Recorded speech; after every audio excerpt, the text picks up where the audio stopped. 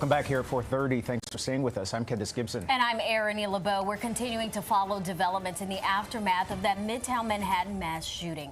NYPD officer and 3 civilians killed in the attack are being remembered around the city. A funeral was held today for the first victim to be laid to rest, Julia Hyman. The funeral of Officer Daughtry Islam is scheduled for Thursday. Friends, family, and co-workers are also remembering Blackstone executive Wesley Lepatner and security guard Elan Etienne. Yeah, and the NYPD investigation into what led to this tragedy is stretching from here in New York to Las Vegas. Police uncovering new evidence at the Vegas home and workplace of the 27-year-old suspect.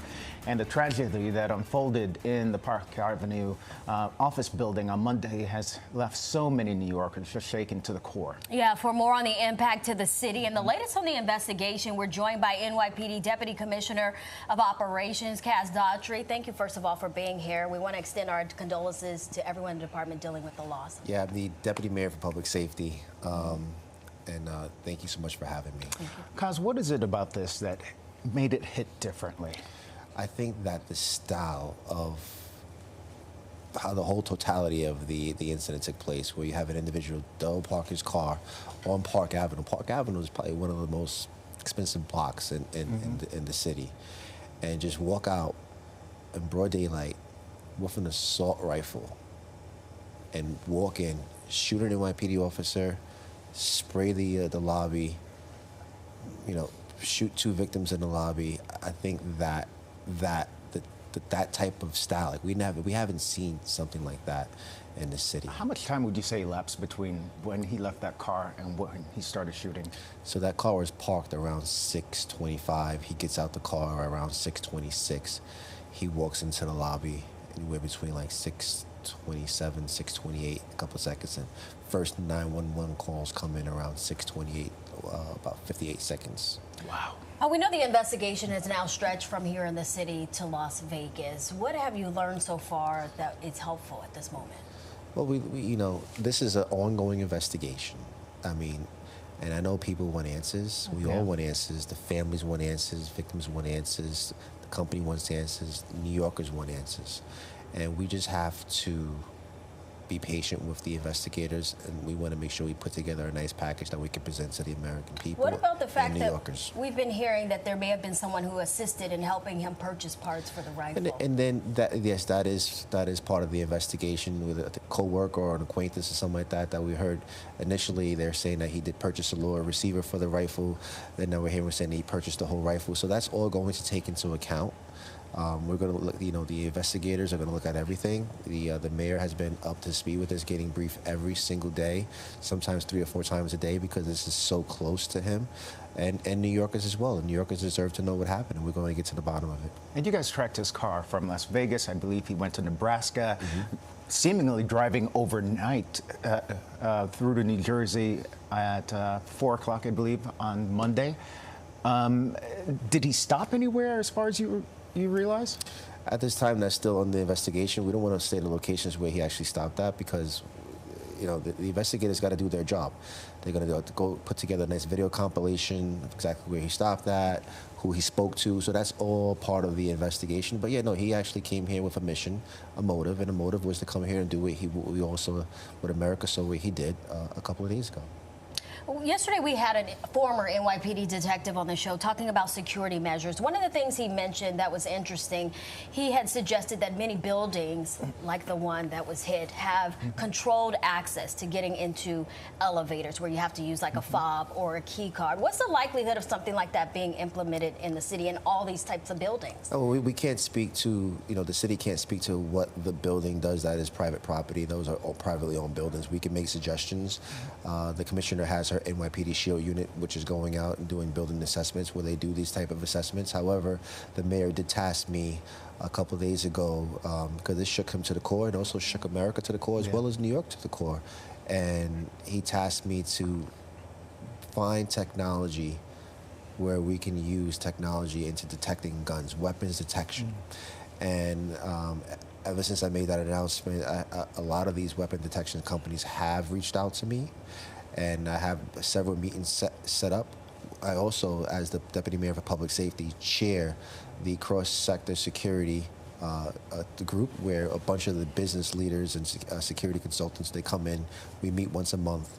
And I did reach out to the committee to tell them that we are looking for weapons detection technology that we can implement in New York City. It is a tragedy.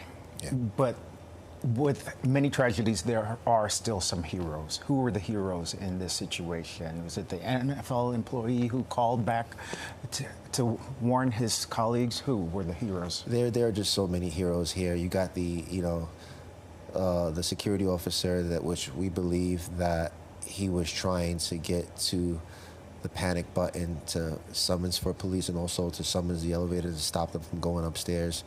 You have the hero, which we believe the victim on the 33rd floor that was trying to get back to her desk after being shot to pick up the phone to call authorities. You got the hero NFL player that didn't even pick up the phone first on his cell phone to call 911. He called his coworkers to tell him that he'd just been shot and that the guy could possibly be coming upstairs. So there are just so many different heroes. The heroes we have over hundreds and hundreds of 911 calls for people that were calling the police and telling the law enforcement that there's an active shooter in there.